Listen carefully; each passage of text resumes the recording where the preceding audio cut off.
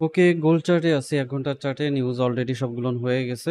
এই নিউজ অনুযায়ী market USD strong হওয়ার কথা এবং আমরা যদি আইএসএম সার্ভিস পিএমআই দিকে তাকাই তাহলে ৫৩.৮% 50 মানে 50 এর উপরে থাকলে পরে ইউএসডি স্ট্রং হওয়ার কথা। সে জায়গায় সাময়িক সময়ের জন্য স্ট্রং হয়েছিল। এটা কিন্তু প্রত্যাশা করা হয়েছিল 51, কিন্তু 53.8% এর হচ্ছে এখানে চলে আসছে ডাটা। সেই হিসাবে ইউএসডি স্ট্রং হওয়ার কথা এবং আমরা যদি একটু খেয়াল করি তাহলে ঠিক এই জায়গা পর্যন্ত একটা মার্কেট স্পাইক করে, স্পাইক করার পর ধীরে ধীরে কিন্তু মার্কেট আবার পুনরায় আগের অবস্থানে ফেরত আসছে এবং আমাদের দেখানো একটা পয়েন্ট ছিল 2348.997, ঠিক সেইখানে যায় কিন্তু মার্কেট এখন ঘুরপাক খাচ্ছে এবং উপরে আর একটা পয়েন্ট আছে যেটাকে আমি রেড মার্ক করছিলাম, সেটা হচ্ছে 2356।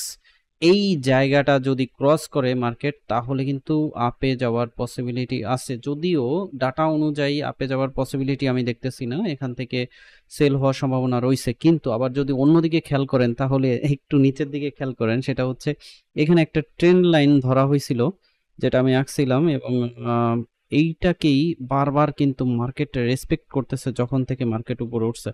ঠিক এই জায়গাটায় মার্কেট কিন্তু অনেকক্ষণ যাবৎ ছিল এবং এখান থেকে মার্কেট উঠে যায়। তো মার্কেট কিন্তু ওখান থেকে এই পর্যন্ত নামার পরে আবার কিন্তু মার্কেট স্পাইক করে উপরে উঠে যায়। তারপরের ক্যান্ডেলটাও সেম এবং এখানে খেয়াল করবেন যে এই জায়গাটুকে মার্কেট বারবার রেসপেক্ট করে কিন্তু উঠে যাচ্ছে। তাতে গোল্ড এই পরিভাষায় বোঝা যাচ্ছে যে গোল্ড আপটার্নের একটা সুযোগ নিতেছে, কিন্তু ডাটা অনুযায়ী আবার দেখা যাচ্ছে যে মার্কেট ডাউন ট্রেন্ডের একটা সুযোগ আছে, মানে ইউএসডি স্ট্রং। তো এখন দেখার বিষয় যদি আমাদের এই লাইনটা ক্রস করে, তার মানে 2356.00 এটা যদি ক্রস করে তাহলে মার্কেট কিন্তু ডাটায় আর কাজ করবে না, উপরের দিকে চলে যাওয়ার সম্ভাবনা আছে। আর যদি এই লাইনটা ক্রস না করে, ক্রস করে কিন্তু উপরে ক্যান্ডেল ক্রিয়েট করতে হবে, নতুবা হবে না। তো ক্রস না করলে আমরা আবার পুনরায় এই লেভেল থেকে মার্কেটকে নিচের দিকে পেয়ে যাইতে পারি, সেটা হতে পারে 2340 এর আশেপাশে। যদি নেক্সট টাইম এখানে আসার পর মার্কেট আবার রেসপেক্ট করে উপরে ওঠে তাহলে বুঝতেই পারতেছেন কোন পজিশনে যাবে এবং এভাবে করে যদি মার্কেট সংকীর্ণ একটা জায়গায় যায় সেটা হবে ফ্রাইডে।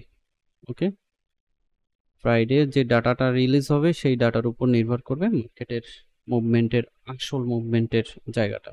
অতএব আমার মনে হচ্ছে যেটা বারবার মার্কেট এই জায়গাটুকের মধ্যেই ঘুরপাক খাইয়া এখানে অবস্থান করবে 2349.560 এই অবস্থানে অবস্থান করতে পারে। তো এই হচ্ছে শর্টকাটের মধ্যে জানাই দিলাম। এখান থেকে আপনারা চাইলে সেল নিতে পারেন আমার আগের ভিডিও অনুযায়ী, তবে আমাদের সেক্ষেত্রে এসএল এর পজিশনটা এর উপরেই রাখবো। সেটা হচ্ছে খুব সংক্ষিপ্তভাবে 2356.00, এটা লিটল হিসাবে থাকতে পারে। আর উপরে যদি আপনারা আর একটু স্ট্রং ভাবে খুঁজতে চান তাহলে 2369.350 এটাকে রাখতে পারেন। তবে ডাটা অনুযায়ী সেলের দিকে থাকাটাই বুদ্ধিমানের কাজ হবে। ভালো থাকবেন, সুস্থ থাকবেন, দেখা হবে নেক্সট কোনো ভিডিওতে। আল্লাহ হাফেজ।